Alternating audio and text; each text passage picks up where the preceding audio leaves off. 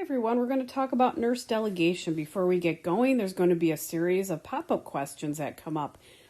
Please disregard the grading of it, and at the end it'll say your instructor will review. Again, disregard that. This is just for learning purposes and have fun with it. So let's talk about what delegation is. So it's where a licensed nurse, meaning the registered nurse, transfers responsibility to a person who is competent to perform a certain task. So you can delegate to an LPN, an unlicensed assistive personnel, which is going to be what you'll see on most exams. And you can also delegate to another nurse. Why are we doing this? Well, you can have an unstable patient. You can be bogged down with a lot of tasks that only you can perform. So that's when you go and delegate. Again, when you delegate, though, you have to also make sure that these people here aren't overloaded either. But the overall purpose is to free up care for a critical patient or any other necessary tasks that only the registered nurse can perform. One thing to remember, though, when you delegate, you are accountable. You're reliable and responsible for the delegated task getting done, even though you are not the one doing the task and they are, it still goes back to you. And one example is the nurse from Vanderbilt who ended up she delegated to another nurse to give a medication to a patient in CT scan. This nurse here gave her the wrong medication. She didn't double check it. There was a series of errors, not going into detail. She gave the medication to the patient died. She was the ultimate responsible person in a legal setting. So please keep that in mind. Not all tasks can be delegated to other nursing staff because some can only be done by the registered nurse. So we're going to talk about that. Which task can be delegated and which cannot. So there's a really nice mnemonic here called TAPE that's easy to go back to in your mind to say, okay, if it involves teaching, assessing the patient, planning, or evaluating, then you don't delegate. These are for you to do. Also, if your patient's unstable, or if they're in new admission. So we'll talk a little bit more about that. But I want to go to the 5 rights of delegation because it's something that you really should understand through this whole learning process prior to delegating. So the first one is the right task. So as a nurse, can you actually delegate this task? Is it within the scope of practice to delegate to the LPN or the UAP? Is this a task only the nurse can do? So make sure the task doesn't require critical thinking, assessment, planning, evaluation. Go back to the TAPE. If it requires TAPE, then you don't delegate it. Okay, right circumstance. Look at what's going on with the patient. Are they stable? Are they unstable? If they're stable, then you need to do the task. You never delegate it. Also assess the current workload of the person you're delegating to.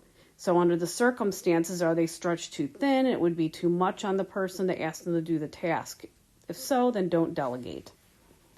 Now we need to make sure that we're delegating to the right person.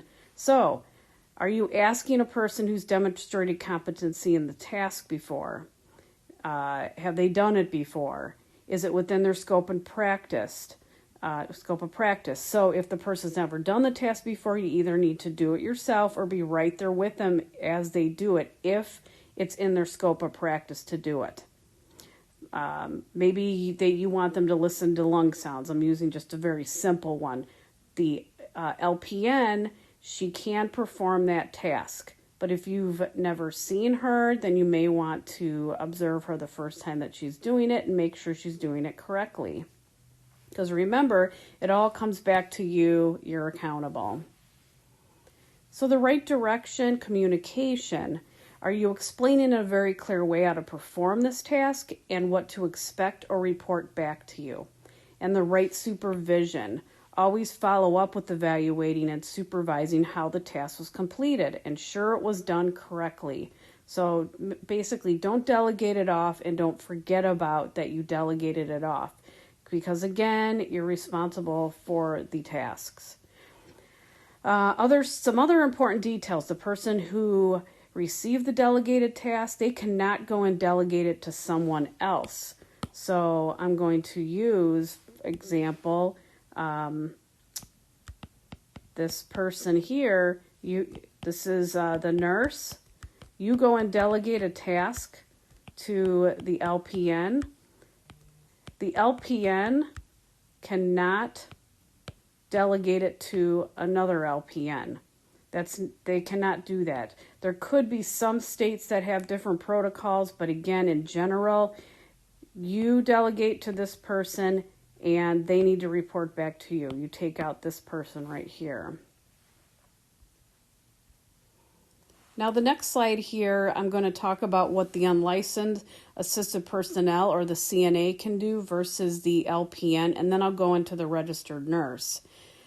So the unlicensed assistive personnel work under the supervision of the nurse.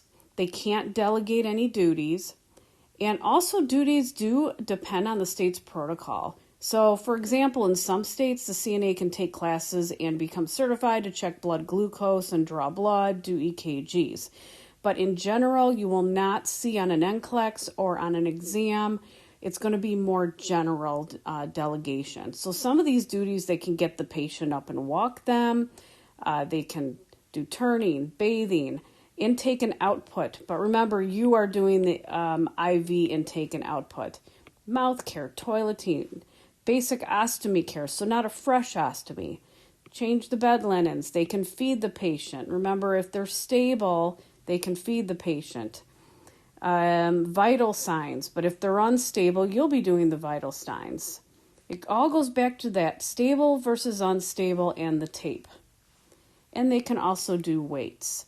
They don't give medications. They don't perform any invasive procedures such as enemas or Foley catheters. And again, going back to the unstable patient. Now, the LPN, the licensed practical nurse in some states, again, LPNs can delegate tasks to the unlicensed assistive personnel, but it depends on the protocol, and let's just not assume that. We're going to assume that they can't because we need to think generally. What can they do? They gather data. They don't analyze it. They don't make decision based on the finding. That's your job as the registered nurse. The gathered data is then used to contribute to the patient assessment for the nurse. So then the nurse will complete the comprehensive assessment.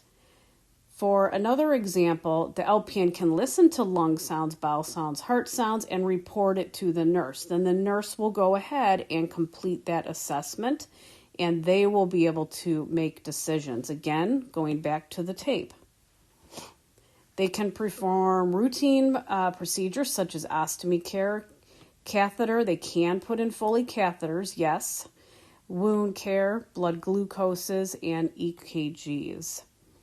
Stable patients only, so it's not uncommon to have an exam question that gives you a list of different types of patients, and you have to try to figure out which one you're going to delegate. It could, remember, no unstable patients, not fresh post-op patients, nothing that requires invasive procedures, because then that's your responsibility.